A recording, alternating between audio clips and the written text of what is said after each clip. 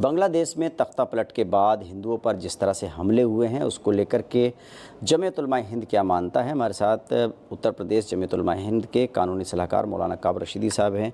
मौलाना साहब, ये बताइए, जो तस्वीरें आ रही हैं बड़ी भयानक हैं बांग्लादेश से, वहाँ हिंसा रुके, वहाँ के अल्पसंख्यकों पर हमले ना हो, उसके लिए जमीयत उलमा हिंद क्या कोशिशें कर रही है और क्या कहना चाहेंगे? देखिए, बहुत दुर्भाग्यपूर्ण है जो चीज़ें सामने आ रही हैं, उसको किसी भी रूप में जस्टिफाई नहीं किया जा सकता है। वहाँ के लोगों का विरोध किसी सरकार से हो सकता है, लेकिन अगर आप माइनॉरिटी के साथ कोई अन्याय करते हो तो उसको स्वीकार नहीं किया जा सकता है।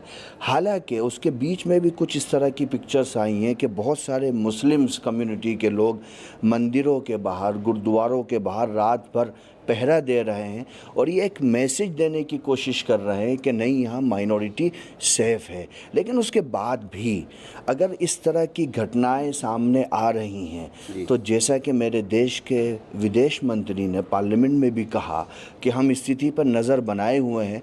अब चूँकि अंतरिम सरकार शपथ ले चुकी है और प्रधानमंत्री जी ने जब उनको बधाई दी तो साथ में ये भी कहा कि आप माइनॉरिटी की रक्षा सुरक्षा को सुनिश्चित करिए।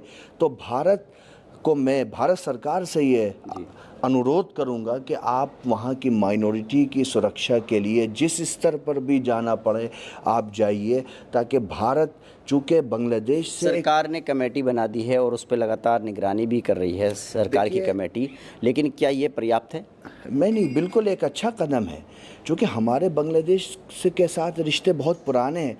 बांग्लादेश जन्म ही भारत की कोख से लिया है, तो बांग्लादेशियों पर जितना भारत का एहसान है दुनिया में किसी देश का एहसान नहीं है। अगर भारत उनके साथ नहीं खड़ा होता तो वो पड़ोसी देश के अत्याचार, अन्याय, दुष्प्रचार की कहानी आज भी बने होते अगर मिसेस गांधी उस दौर में भारत सरकार बांग्लादेश के साथ खड़ी ना होती। क्या अपील करना चाहेंगे वहाँ के लोगों से, बांग्लादेश के जो हिंदुओं पर हमला हो रहा है, कि ना हो? नहीं, बिल्कुल, मैं तो यही कहूँगा कि भाई भारत आपके साथ में हमेशा रहा है और आप किसी कम्युनिटी के ख़िलाफ़ क्यों हो? आपकी सरकार से लड़ाई है, आप लड़ो। आप क्यों किसी धर्म के लोगों को क्रिटिसाइज़ कर रहे हो, उनके टेंपल में जा रहे हो? इसको कहाँ से जस्टिफाई किया जा सकता है? तो क्या भारत सरकार को इसमें हस्तक्षेप करना चाहिए या यूएनओ को पीस के लिए वहाँ सेना भेजनी चाहिए? भारत सरकार नज़र बनाए हुए है, प्रधानमंत्री हों चाहे विदेश मंत्री हों, इस पूरी स्थिति को मॉनिटर कर रहे हैं और हमें उम्मीद है, और अब तक कुछ बेटर भी हुआ है पहले से। जो 2-3 दिन पहले की घटनाएं हैं उनमें कमी आई है। जमीयत उलमा हिंद इसकी निंदा करती है जो घटनाएं हुई हैं। हर व्यक्ति को निंदा करनी चाहिए कि आप माइनॉरिटी पर अत्याचार कैसे कर सकते हो।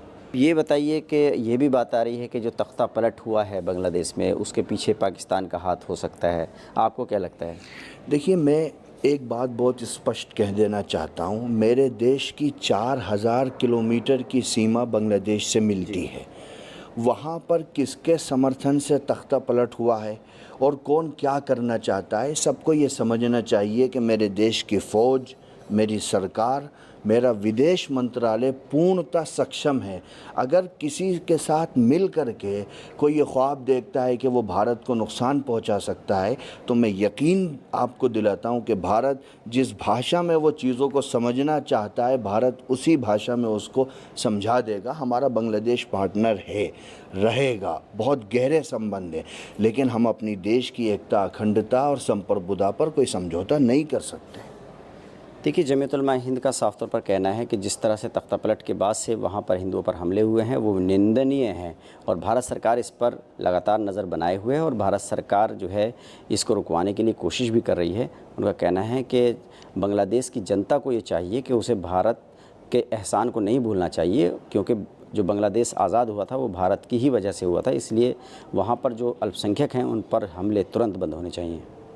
अवैधुर Rahman, ABP news network, Moradabad.